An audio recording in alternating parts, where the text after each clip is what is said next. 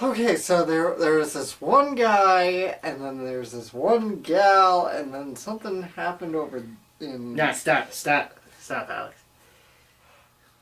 I don't think you understand what I'm trying to say. You're not doing this picture. You're not doing this picture, you're not talking about it. I don't think you understand me. Do you understand me? Okay, I understand. No, you don't understand, because you're gonna do your speech and then you're gonna love every stinking word of it. Do you understand it? Yeah, I'll do the speech, and I'll do every word. Right, get the hell out of here. Welcome everybody. No, don't worry, that was all an act, we promise. Well, we did just... A poorly choreographed act, I might say. We went and saw Hail Caesar from the Coen Brothers. The Coens are back doing another comedy. So, yeah. We saw the advertisements for this film, starting in November, roughly? Yeah, probably so. Something like, because I don't want to say we saw this in the summer. But we both looked at this and went, that's interesting. You know? We might have to see this. Especially if it's got George Clooney in it, and it's got a huge star list of actors. And now that we've seen it, we don't know what the hell we just saw. We don't know what the hell we just watched. So, welcome everybody to a Dragon Shadow vlog. I'm gonna preface this right here and now. Obviously, there will be spoilers ahead, if we can even spoil this movie. I don't think we could sum up this plot, because there's a plot? There's like you saw one? There's like 6 different plots. I was actually making this argument to Alex. This feels very much like, the example I thought of was like A Day in the Life of Springfield, where it's like the Simpsons episode that doesn't focus on the family, it focuses on the town. Or, another concept that just came to me was like, Law and Order did a day in the life kind of thing. I think I did a couple, where it's like they tackled multiple cases in one day, like an average police detective kind of thing. And, I could think of a dozen other examples, but that was basically what this was. It was a day in the life kind of movie, except in this case, it was the day in the life of a 50s Hollywood studio. Yeah. So, yeah, we're going to spoil the heck out of this plot. So again, if you guys want to see, or if you guys don't want to be spoiled, if you pause the video, I promise we'll wait. So that being said, excuse me. So the plot, I guess, centers around Eddie Mannix, or Edward Mannix, a studio executive played by Josh Brolin. And that's pretty much the best thing that I can tell you about, because basically they used Eddie Mannix to do the day in the life around. Because he's a studio executive, so that means he has to deal with the daily drama of a 1950s Hollywood studio. And all of the productions that are going on, and all of the problems that directors are dealing with, and all the problems that actors are dealing with, all of that. And so the plot begins roughly at about 5 a.m., where Eddie Mannix is going to do confessional. And he's going to confessional because he sneaked a couple of cigarettes. Okay. But then we find out, like the narrator basically goes into, why is he having to sneak cigarettes? Because he does this for a living. And I guess they had a starlet of the studio who decided to go and take some, maybe lewd pictures. I don't know. This doesn't seem very lewd to me. Well, it's the 50s. Yeah, I mean, she was like in that's the problem, is that I'm comparing the current day to the 50s, and I guess, lewd was showing a little bit more leg than usual. And it wasn't so much they were lewd, she was just she was having her picture taken but she's technically the property of a studio. Yeah. Her image is the studio's. Yes, and so Eddie Mannix barges in, cold cocks the photographer, rips out the photo, gets screamed at by her, and in turn, psh, psh, you don't understand this. You're the product of a studio. And he basically says, no, you're not this person. You are this person now. Because I guess they had to send her off to rehab. to go redo the image, I guess. That's what I mean, guys. This plot's kind of weird. And then we get to the actual events of the day. And of course, the biggest event of the day is centered around the film Hail Caesar, where I guess the premise of it was that Roman generals meet Jesus and then go to see him crucified. I don't know. I really don't. Because, like, even as much as I want to say, like, they were trying to do Ten Commandments or Ben-Hur, they weren't. They really kind of weren't. It was basically that, you know, this is the plot in a nutshell, except it doesn't really explain itself. I'm getting away with this. But then we cut to the set of Hail Caesar, where we get to meet Baird Whitlock, played by George Clooney, who's a pompous, you know, lead actor at that point. I would actually, you know, like, part of me wanted to say he's the John Wayne allegory in this, but no, he kind of isn't. If I were to actually, maybe he's like a Charlton Heston kind of thing? Maybe. Kind of deal. And we have two other actors, one of which is Wayne Knight, and the other one I can't remember his name, but I've actually seen him. He actually plays the guild leader in the show The Guild that Felicia Day hosts, or that Felicia Day produces. So they are working together to drug the hell out of Baird Whitlock so that they can take him somewhere. Moving on, because that's literally what this plot did. We don't know why he's being taken. We don't know where he's been taken. And and I think we cut right then to the Eddie Mannix meeting with a bunch of religious advisors to see whether or not Hail Caesar is going to offend people. Yeah. And so, okay, so this is where Alex is probably going to have to help me. So the people at the table, one was a Roman Catholic, I'm guessing. Yeah. The priest. Well, the priest. Then we had a Jewish rabbi, played by Robert Picardo, by the way, and that was a really good performance from him. Then the other one was for Muslim. And So, the fourth one, I don't know who that was. Like, who he was supposed to represent. I think he's Reverend, so probably just any Protestant. Probably like any other Christian. Yeah.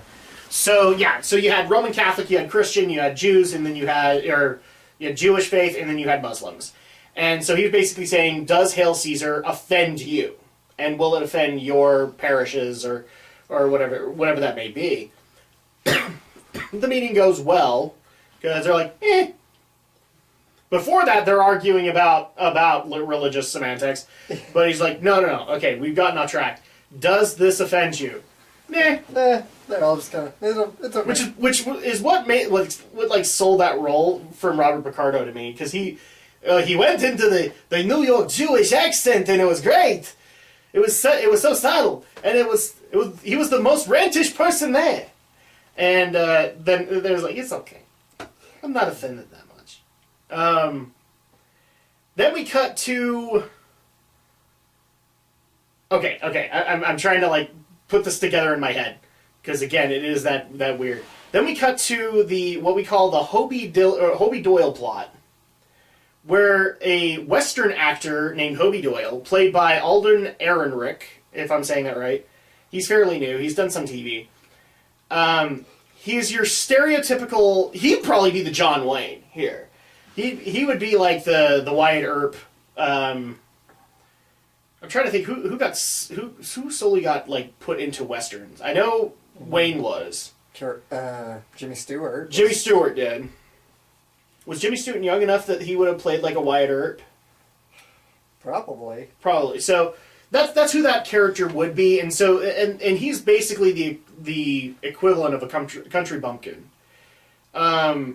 And they decide, well, we're going to retool his image because another director, played by Ray Fiennes, needs a new actor for his drama, Merrily We Dance, which is supposed to be like a drama of like intrigue, roughly. And so they decide to bring Hobie in because he's got a good look to him. They're deciding to retool his image to do this. And we actually get a couple of really good scenes where Ray Fiennes is trying to direct Hobie Doyle. And, again, it's a country bumpkin trying to go into, like, British intrigue. And it's absolutely hilarious to see him just... He's Shatnering it up before Shatner even existed. He's like, I don't know if I want to talk about it. That's literally how, like, one of the line reads went. And so you get to have that little discussion, but at the same time, they do want to, like, retool him to this film. And so they get him a new arm candy, I guess for lack of a better word, with Carlotta Valdez. And so they go to see one of his westerns together and have a good night on the town and all that. Then the other plot is centered around, if you can call it a plot, Channing Tatum. Where Channing Tatum is one of the extras, I'm guessing, in like a musical flick involving the Navy. And so we get to have like this really involved filming sequence. Which, funniest thing, the director for it was Christopher Lambert, of all people. And you're like, who's Christopher Lambert? Obviously you've never seen Highlander. Right. You've seen it. You've seen Mortal Kombat, haven't you? Yeah. He's Raiden. Oh. He's Raiden. This is the greatest thing ever. But yeah, Christopher Lambert is known for Highlander. He was the original Connor McLeod. In fact, the funniest thing is, like, he's the only man from... Oh, where is it? I think he's the only man from Sweden to sound like he's from New Jersey. Because he literally was born in Sweden. Mm-hmm. And, yeah, he lived in New Jersey for most of his life. So, if I'm getting that wrong, people, please don't send me hate mail. But Christopher Lambert has an interesting story there. And actually, his plotline goes into another one featuring Scarlett Johansson, where she's like supposed to be the rugged, independent actress who has had a child, and now the studio needs to brush up her image by having her marry somebody. And she's already married 2 people; they didn't work out, but she needs somebody to marry, so they're trying to work that plot out. And in the meantime, we get to see some of these plots kind of develop. Channing Tatum's not really so much. And finally we get, like, the most development that gets anything is the Baird Whitlock development, which is he gets captured, we find out, by a bunch of former Hollywood writers turned communist.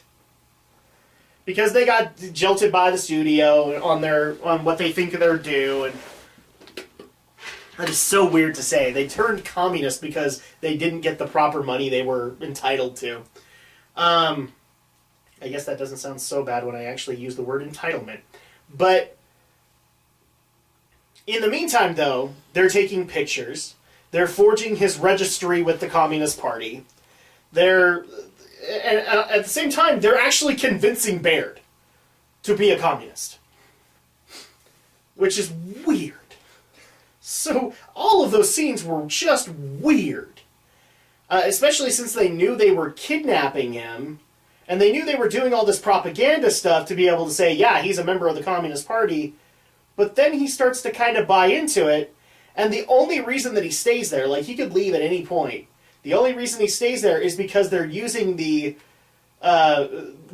some gossip about him from a previous film that actually involves the Ralph Fiennes character, where apparently they had to get to know each other really well in order for Baird to get his starring role on that.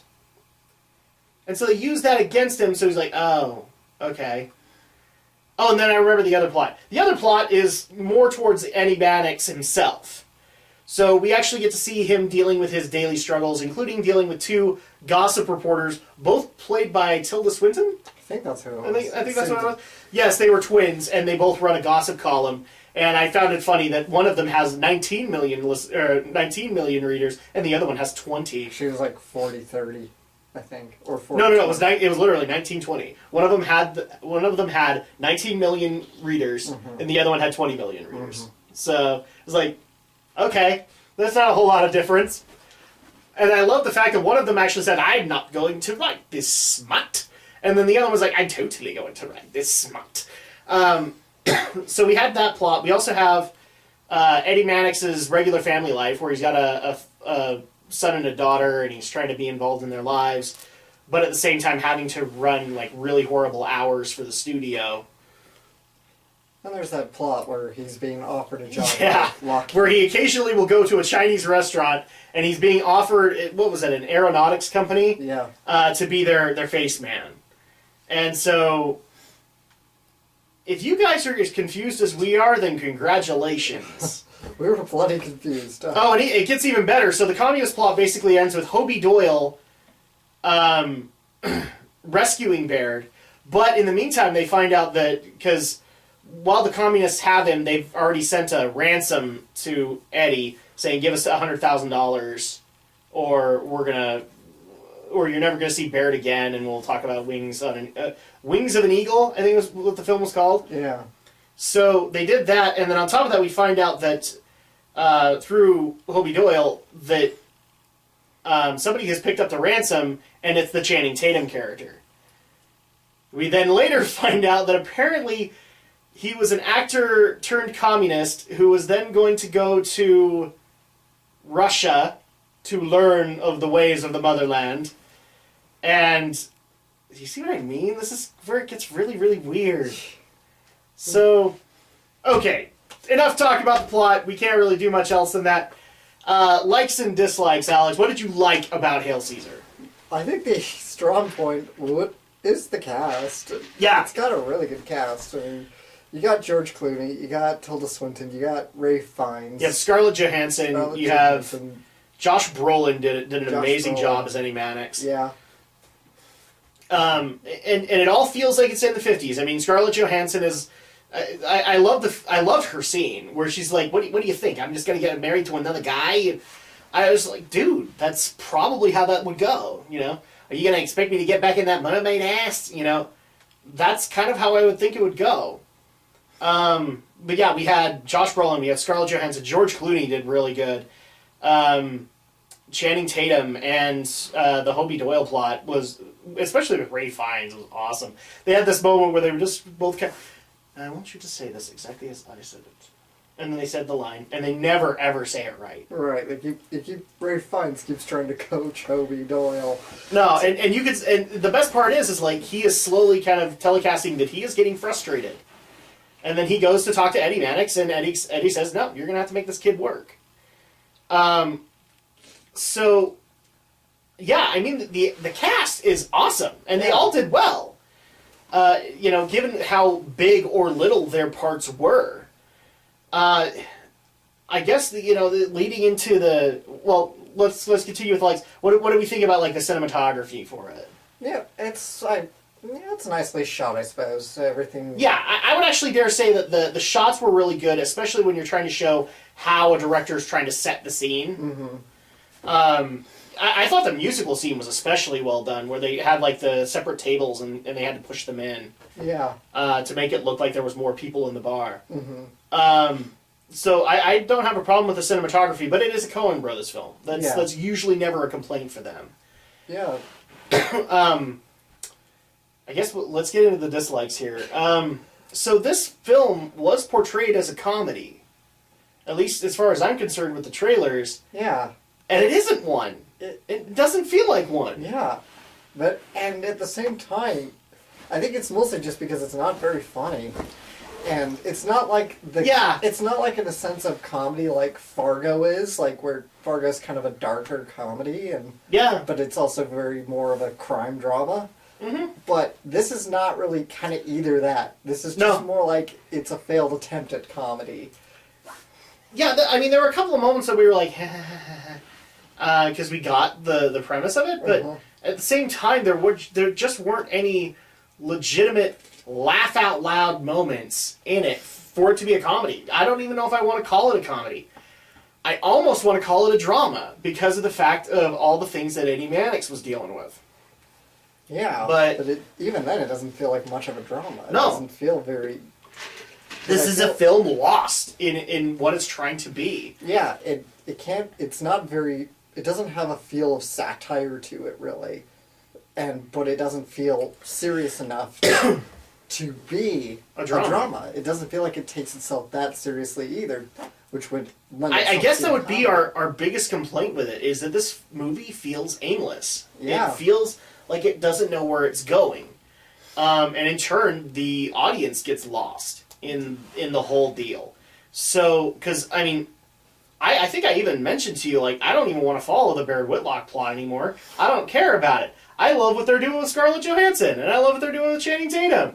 And the fact that they kept on hammering right back to the Baird Whitlock plot was kind of dumb. You know, because it wasn't even like a legitimate kidnapping situation. It was basically, oh, we're communists. We're going to try and bring you over to our side of thinking. Mm-hmm. And sucking at it. It really was. It was like, and we're horribly sucking at this. Yeah. So, I guess that's the biggest complaint we can level towards Hail Caesar, is that it's aimless. It doesn't really have any particular direction that it's going. So, with that said, like, and we've said the cast is really well done. As far as audio is concerned, I would say it's okay. Yeah. It fits for the time, but really the audio moments that stood out was whenever we were doing like a musical or something like that, because it felt proper. Well, there's kind of this running joke where every time they say the wings of eagles, there's like this bird cry in the background. Yeah, I like that.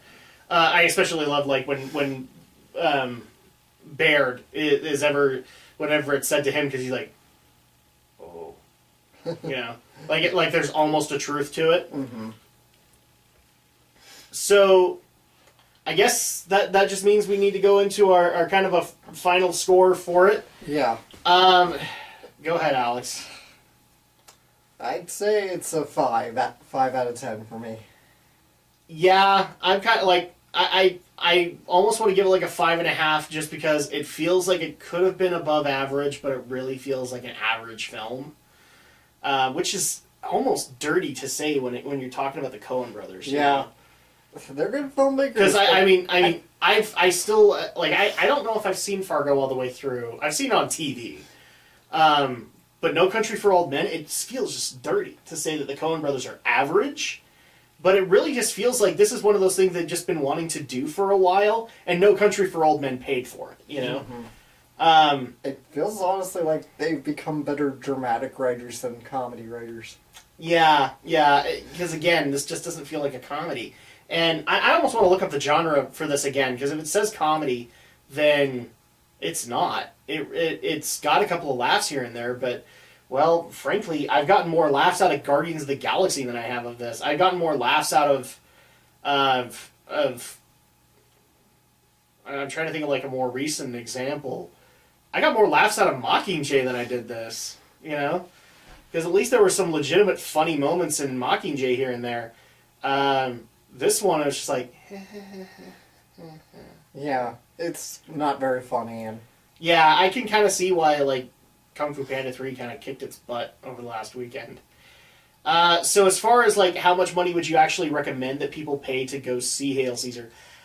I don't know if I'd recommend people go see Hail Caesar. I'd recommend you Redbox it or you watch it on Amazon Video. I say wait for TV. Yeah. Like as little as possible. Like if you Redbox it, it's $1 and that's fine. And you'll get some enjoyment out of it and feel like you got your money's worth. Yeah. Well, here's the thing. I don't know if Hail Caesar is going to be coming out anytime soon. Not for a little while. Not to TV. So like premium channels or whatever. But yeah, I can't really recommend like you go to the theater to see this. Dollar movie maybe, but that's stretching. Yeah, I'd just say wait for it to come out on DVD and then see if you enjoy it yourself. But that's going to go ahead and do it for our review of Hail Caesar. Wow, this is a short one. This was really short because there wasn't much to say. Because there was no plot! There was no story. It was like a bunch of random stories. This is You're right. This is more of a TV kind of deal. This is more of something you see in a TV series. Like watch it at home, not at a theater. So yeah, that's going to go ahead and do it for our review of for our vlog. I need to start saying vlog more because people are not taking that. Because especially when we label it Dragon Shadow Vlogs. And so people will be excited for our next film as we're going to be tackling, that's right, the Merc with a Mouth himself. We're going to be tackling Deadpool. Deadpool! Let's hope it's funnier than this movie. Deadpool! Oh yeah, I like from what I've already heard of the reviews, it's already going to be loads better. So yeah, we'll see you guys next time.